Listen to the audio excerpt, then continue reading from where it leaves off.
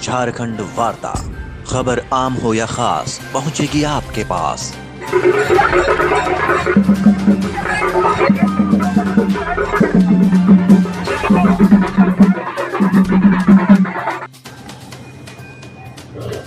Jamshedpur Lok Sabha seat से निर्दलीय प्रत्याशी सौरभ विष्णु ने भरा पर्चा, बोले जीते तो हर साल 5000 नौकरियां। जमशेदपुर लोकसभा सीट से निर्दलीय प्रत्याशी सौरभ विष्णु गाजे बाजे और अपने सैकड़ों समर्थकों के साथ बुधवार को जिला उपायुक्त कार्यालय पहुंचे, जहां उन्होंने नामांकन भरा। नामांकन भरने के बाद पत्रकारों को संबोधित करते हुए उन्होंने क्या कहा, देखें। क्यों वोट देखिए, जमशेदपुर के जो जनता है उसको हमको इसलिए वोट देना चाहिए कि सारा जो स्थानीय मुद्दा है उस पर हम काम कर रहे हैं। अब वो मुद्दा चाहे पानी का हो, चाहे बिजली का हो, चाहे शिक्षा का हो, चाहे वो स्वास्थ्य का हो। एक आदमी को रहने के लिए घर में क्या चाहिए? यही सब तो चीज़ चाहिए। और जमशेदपुर में ये सब के चीज़ पे राजनीति हो रहा है। आप देखिए, मई का महीना है, पानी का हाहाकार मचा हुआ है। और ये पानी का आप बिल उठा के देखिए, टाटा स्टील का 9000 करोड़ रुपए का बिल इन लोगों ने पेंडिंग रखा हुआ है। तो अगर हम लोगों को पानी नहीं मिले, मूलभूत सुविधा नहीं मिले, तो जनता फिर कहाँ जाएगी? बिजली का आप देखिए वही हाल है। स्वास्थ्य का आप देखिए, MGM अस्पताल में आप जाइएगा तो स्वास्थ्य का बहुत बुरा हाल है। तो जनता को ये समझना पड़ेगा कि यहाँ कांग्रेस पार्टी ने जनता को क्या दिया है, यहाँ भारतीय जनता पार्टी ने क्या दिया है, और एक निर्दलीय प्रत्याशी क्या दे सकता है।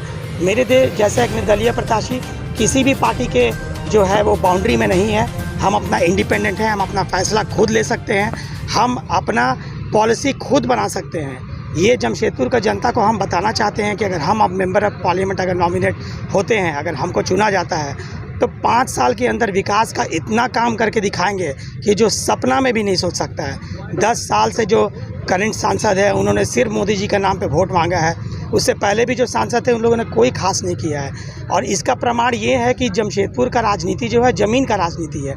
आज तक ज़मीन का विवाद को कोई सुलझा नहीं पाया कि ये ज़मीन है किसका। ये ज़मीन आपको रैयत का है, इस ज़मीन पर रैयत का कोई नौकरी नहीं मिला।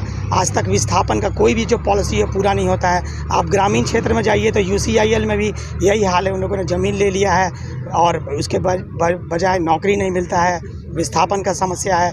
आप बारागोड़ा साइड में भी चल जाइए तो वहाँ भी जो युवा हैं वो नौकरी के लिए तरस रहे हैं। सारा का सारा नौकरी का जो युवा है वो लोग ठेकेदारी में जा चुका है। तो जमशेदपुर का जनता के बारे में ये सब मुद्दा कौन उठाता है? आप बताइए, कोई प्रत्याशी है जो ये सब मुद्दा उठाता है?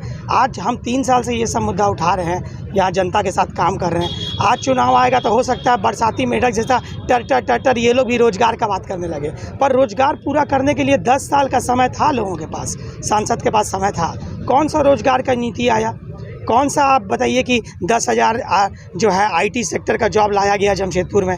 अभी टाटा कंपनी को 20,000 नौकरी दिया गया था फॉक्सकॉन के द्वारा। 40,000 करोड़ का प्रोजेक्ट था। उस 20,000 नौकरी में से एक नौकरी भी जमशेदपुर में नहीं आया। तो हम लोग क्या जमशेदपुर में सारे लोग ठेकेदार बन जाएं? तो हम जनता से ये वादा करते हैं कि नौकरी का जो समस्या है उसको 5,000 नौकरी मिनिमम हर साल लेके आएंगे।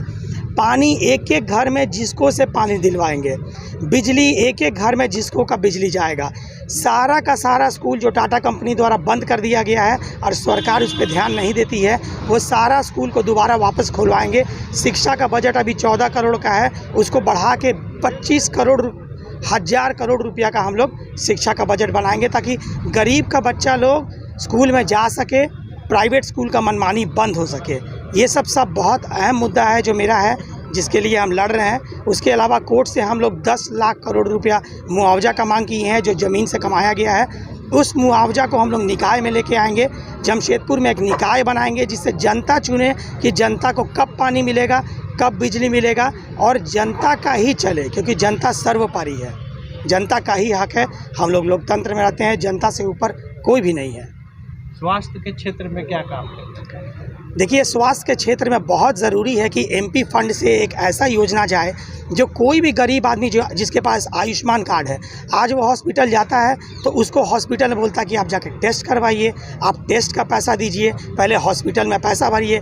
TMH में आयुष्मान कार्ड वाला जा नहीं सकता है, तो हम लोग स्वास्थ्य का ऐसा नीति बनाएंगे कि जिसमें कोई भी गरीब आदमी डायरेक्ट आयुष्मान कार्ड ले, टाटा हॉस्पिटल के पास जाए, अगर उसको टेस्ट कराना है तो उसके लिए एमपी स्वास्थ्य योजना रहे, उससे उसका विकास हो, उससे उसका टेस्टिंग हो, उसको किसी तरह का परेशानी न रहे। गरीब जो गरीबी रेखा का नीचे है उनका स्वास्थ्य का जो बिल है वो माफ़ होना चाहिए।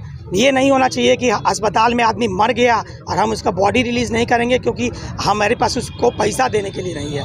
अस्पताल में आदमी मर गया, उसका बॉडी पड़ा हुआ है और चूहा उसका बॉडी को काट रहा है। ये सब चीज़ जमशेदपुर में नहीं चलने देंगे। अब पूरा का पूरा जमशेदपुर का हम लोग मुद्दा जो है राजनीतिकरण कर रहे हैं कि किस तरीके से गरीब लोगों का, लाचार लोगों का और जनरल लोगों का, जो जनरल लोग भी हैं जो गरीब नहीं हैं, सरकार गरीब और अमीर में फ़र्क नहीं करती है, सबका राइट समान है। हम लोग एक अधिकार पत्र जो जारी किए हैं जिसमें घोषणा पत्र भी है, वो जनता का अधिकार का बात करता है। जनता का अधिकार है पानी पे, जनता का अधिकार है स्वास्थ्य पे, जनता का अधिकार है शिक्षा पे। आप उसको ना नहीं बोल सकते, उसको टाटा कंपनी ना नहीं बोल सकती, उसको सरकार ना नहीं बोल सकती, उसको हम लोग चुन के जनता का वोट पा के सारा चीज़ को हम लोग इम्प्लीमेंट करवाएंगे। अपना घोषणा क्या कहें? देखिए, इंडस्ट्रियल टाउन जो है वो जनता का हक नहीं है, वो जनता का नहीं है। इंडस्ट्रियल टाउन इंडस्ट्री के लिए बनता है 10,000 लोगों के लिए। जमशेदपुर में 19,18,65,000 वोटर है। जमशेदपुर का आबादी 2011 के बाद आबादी नहीं ली गया है, पर तकरीबन 30 लाख लोग हैं। आप 30 लाख लोग को कैसे कह सकते हैं कि 30 लाख लोग का आप वोटिंग राइट मार दीजिएगा? हम लोग अपना निकाय बनाएंगे तो हम लोग तय करेंगे। आप देखिए, हर आदमी यहाँ एमएलए और एमपी का इलेक्शन लड़ना चाहता है, क्यों नहीं वो निर्दलीय के द्वारा या दूसरे के द्वारा आपको पार्षद के लिए खड़ा हो सकता है? क्यों नहीं हो वार्ड कमिश्नर के लिए खड़ा हो सकता है? क्यों नहीं हो मेयर के लिए खड़ा हो सकता है? इससे जितने भी लड़के जो राजनीति कर रहे हैं उनको भी अपना अपना एरिया में खटने का मौका मिलेगा। आपको नई निकाय का अलग अलग बजट आएगा जिससे वो लोग अपना एरिया का विकास कर सकते हैं। आज एमएलए और एमपी रोड का विकास कर रहा है।